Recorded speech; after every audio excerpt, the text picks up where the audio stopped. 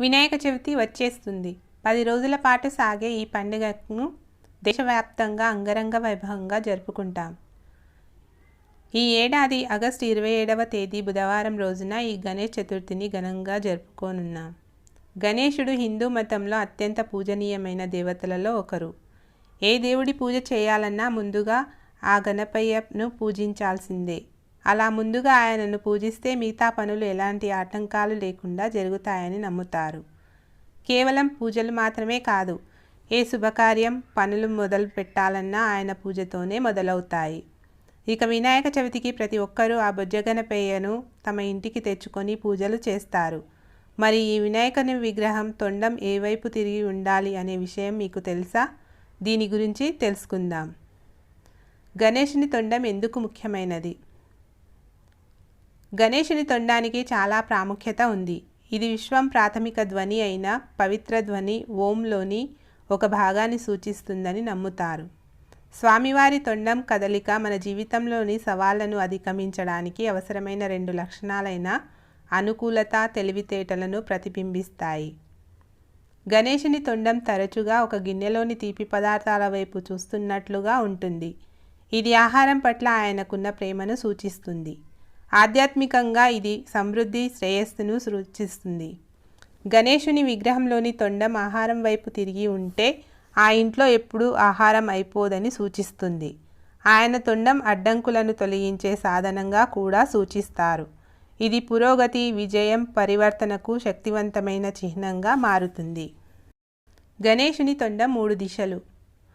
మీరు గణేశ విగ్రహాలను గమనించినప్పుడు ఆయన తొండం సాధారణంగా 3 దిశలలో కనిపిస్తుంది. కుడివైపు, ఎడమవైపు లేదా నిటారుగా ఉంటుంది. ప్రతి దిశ నిర్దిష్ట అర్థాలు, ఆధ్యాత్మిక ప్రభావాలను కలిగి ఉంటుంది.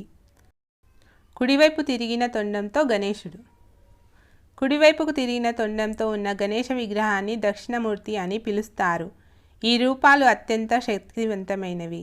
ఈ విగ్రహాలలో సూర్యశక్తి ఉంటుందని నమ్ముతారు.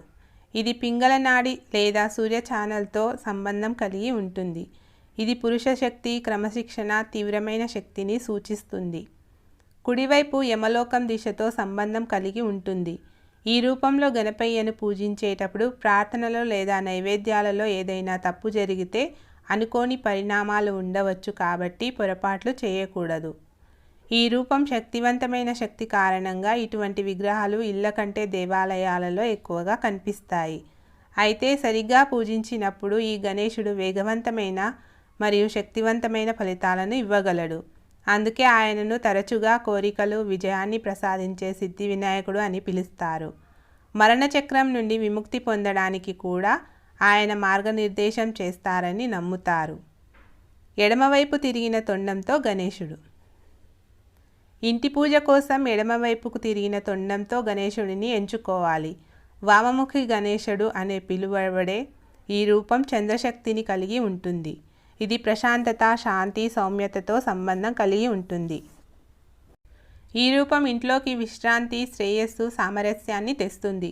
ఆయనను ప్రసన్నం చేసుకోవడం సులభం. కఠినమైన పూజలు చేయాల్సిన అవసరం లేదు. ప్రార్థనలో చిన్న తప్పులు జరిగినా సులభంగా క్షమిస్తారు.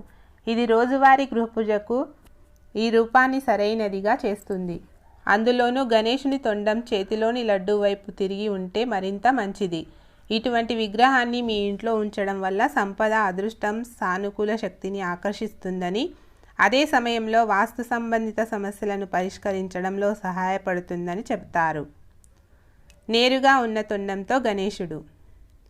నేరుగా ఉన్న తొండంతో గణేశుడు అరుదుగా ఉన్నప్పటికీ కొన్ని గణేశ విగ్రహాలు నేరుగా ఉన్న తొండాన్ని కలిగి ఉంటాయి. ఇది మధ్యలో బయటికి ప్రొజెక్ట్ చేస్తుంది. ఈ భంగిమ చాలా శక్తివంతమైనది, ఆధ్యాత్మికంగా ఉన్నతమైనదిగా పరిగణిస్తారు. ఇది పరిపూర్ణ సమతుల్యత స్థితిని సూచిస్తుంది. నేరుగా ఉన్న తొండంతో ఉన్న విగ్రహాలు అధునాతన ఆధ్యాత్మిక సాధనాలకు అనువైనవి. సాధారణంగా ఇళ్ల కంటే ధ్యాన స్థలాలు లేదా దేవాలయాలలో ఉంచుతారు. ఈ రూపం భౌతిక లాభంతో కాదు, ఆధ్యాత్మిక వృద్ధి, అంతర్గత స్పష్టతతో సంబంధం కలిగి ఉంటుంది. మీ ఇంటికి ఏ గణేశ విగ్రహం ఉత్తమం? గృహపూజ కోసం ఎడమతొండం గణేశుడు సాధారణంగా అత్యంత శుభప్రదమైన, సురక్షితమైన ఎంపికగా పరిగణిస్తారు. ఇది శాంతి, శ్రేయస్సు, భావోద్వేగ శ్రేయస్సును ప్రోత్సహిస్తుంది. మీరు లోతైన ఆధ్యాత్మిక వృద్ధిని కోరుకుంటున్నట్లయితే వేద మార్గదర్శకాలను ఖచ్చితంగా పాటించడానికి సిద్ధంగా ఉంటే కుడి తొండం గణేశుడు తగినది కావచ్చు. కానీ చిన్న పొరపాటు కూడా చేయకూడదు.